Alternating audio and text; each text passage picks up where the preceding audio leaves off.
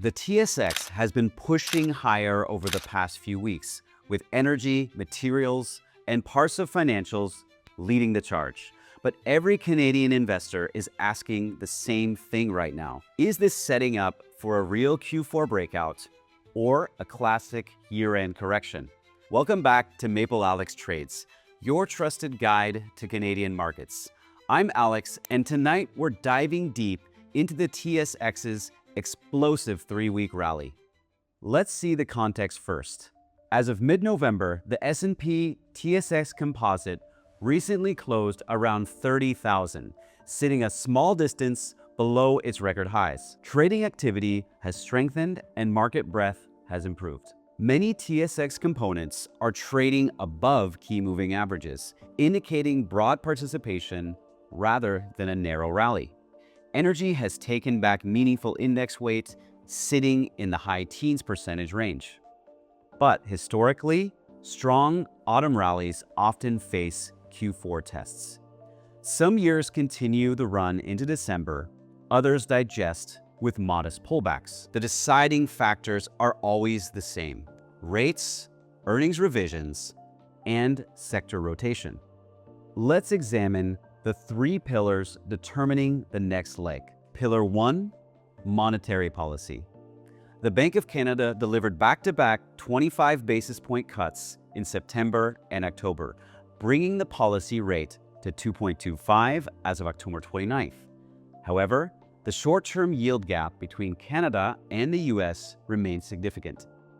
In mid-November, the Canada 2-year yield sits at 2.49%, while the US 2-year is 3.62, a spread of roughly 110 to 115 basis points. When that spread widens, rate-sensitive sectors like REITs and utilities tend to struggle.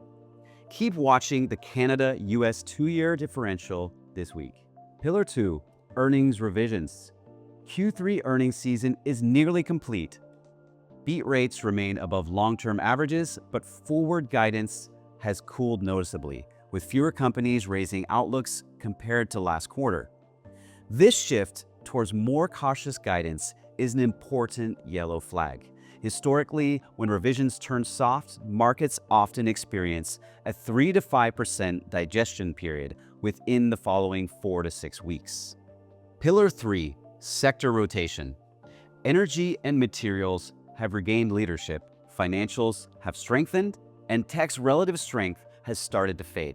This pattern rotation from growth towards value is classic late cycle behavior. If resource strength holds and banks maintain stable loan growth, the path of least resistance stays higher. But if leadership fails to broaden by December, the probability of a Q4 pullback rises. So what's the base case? I see a market that's firm but not euphoric. The most likely scenario is consolidation with a mild upside bias. A modest correction remains possible, but there are no crash signals at this stage. Here are the actionable takeaways for Canadian portfolios. Keep 25 to 30% energy exposure focused on low-cost producers. Trim tech names trading at elevated multiples unless revenue growth is proven. Add selective financials, especially large banks with strong capital ratios. And maintain 10 to 15% cash or short-term T-bills for tactical dips. Watch 2 key levels: upside resistance near recent highs and support near short-term moving averages. And my final thought: sentiment is not stretched. Insiders are buying in energy and financials, and seasonality tends to improve after US Thanksgiving. But vigilance matters. Track rate spreads, earnings revisions, and sector leadership daily. That's how you stay ahead. If you found this breakdown valuable, hit like, subscribe, and turn on notifications. Drop your Q4 target for the TSX in the comments. I'll read everyone. Next video, NVIDIA earnings analysis. This is Maple Alex. See you next time.